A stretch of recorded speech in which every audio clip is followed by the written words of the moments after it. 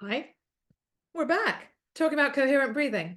Please bear in mind, I really come at this or through this with the lens of yoga and ancient wisdom. So I find the logic around having a methodology, especially if we have not really had opportunity to explore things like nose breathing or breathing into the belly, bits and pieces like that. So that's just a little side note as we get to know each other better. But today, in this mini tour of nose breathing, that's what we're talking about. So even as you nestle into your chair, or maybe you've just woken from a nap, you've been lounging and settling into the energies, wherever you are, just meet yourself where you're at. And notice right here, right now, because that's where the awareness is. Are you nose breathing? It can be amazing how so many physiological influences or certain things that happened in our youth, what was mirrored around us, around breathing. Did we develop a pattern of big old mouth breathing, snoring? There's a big link now coming up in research around sleep apnea and dementia. So that this need that our body has for consistent respiration. We're always breathing, of course. This is the truth. For as long as we are in this vessel we call body. But what's so interesting about the autonomic nervous system that's humming in the background is when we come into the somatic nervous system, which I like to think of, it's like, oh, okay, the autonomic nervous system's getting an overcoat. So the somatic nervous system is really when we start to have conscious control. And all the ancient wisdoms say this. So this is nothing new. And I really also encourage you to just trust yourself that it's okay to notice that nose breathing is really difficult. You might have, some structural issues. Maybe you didn't have the opportunity to chew a lot of fibrous food when you were growing up, and developmentally, you weren't getting enough calcium and magnesium and phosphorus into your bones. So there can be, develop a weakened jawline. But this all influences how the nasal concha form. So let's talk about that. So let's go into our nose. Let's go right on side. Let's dive in. You know what I'm talking about. We're not literally, I'm not going to put any cameras up my nose, so please don't worry about that. But just around, we got two nostrils. What's the shape of our nose? Maybe you've got a hang up about your nose, and this might be quite upsetting. Just noticing. All you're doing is noticing that, oh, okay, that's interesting.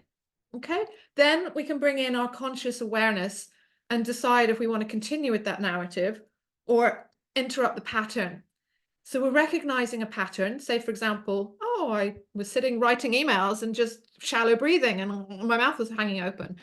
This happens, right? It's a thing. We hold our breath when we're doing emails these days. So we're just noticing.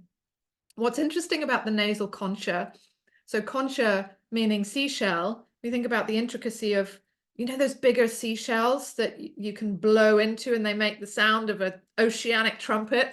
That delicacy of our innate structure in these nasal concha, like seashells that allow turbinate and move around. So we kind of lose that efficacy around the nasal concha when we mouth breathe. It's useful to consider the mouth as an emergency backup, and anyone that's a medic or works in healthcare, airways are prioritized. Before anything else, airways are prioritized. Breathing. We can live without food for a time, without water for a time. Breath, not for very long. It's very, very important. So the airways are always prioritized. And so the nasal concha and that turbination is actually what helps enhance a molecule called nitric oxide. Initials NO. So it reminds us, no, I always remember, okay, NO, beginning of nose. If you speak another language, then it's not le nez. I don't know, the honky tonk. Put translations of nose into the chat, because I think those kind of things are interesting. Linguists, languages, how we use our tongue, all of this can influence our breathing. Were we tongue-tied as a child? Did we have a stutter?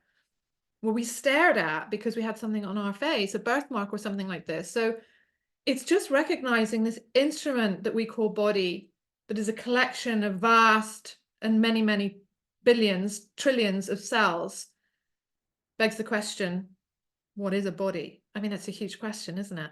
We're only talking about the nose. We could talk about the nose for 5 hours, and still there'd be questions about why have we got hairs in our nose? Because they filter. So we don't have hairs in our mouth, no hairy mouth, just mucous membranes. So we like to keep the mouth softly sealed so we don't get dry mouth. And then the hairs in our nose can filter out all the debris, you know, the increasing amounts of pollutants that we have in our world. Okay, calm. All we can do is strengthen this vessel and do our best then to be a light in the world. What else do I want to say about the nose? Yeah, just see how you go. That's just the general gist of this video. Just be curious about how your nose breathing is. And in this series of videos, when we go into the levers, then we'll start bringing it all together. And you'll notice that, oh, okay, I've already explored that now. I'm already getting to know a little bit more about my own nose. Getting to know your nose. Yeah. Who knows where this journey might take you? So much love.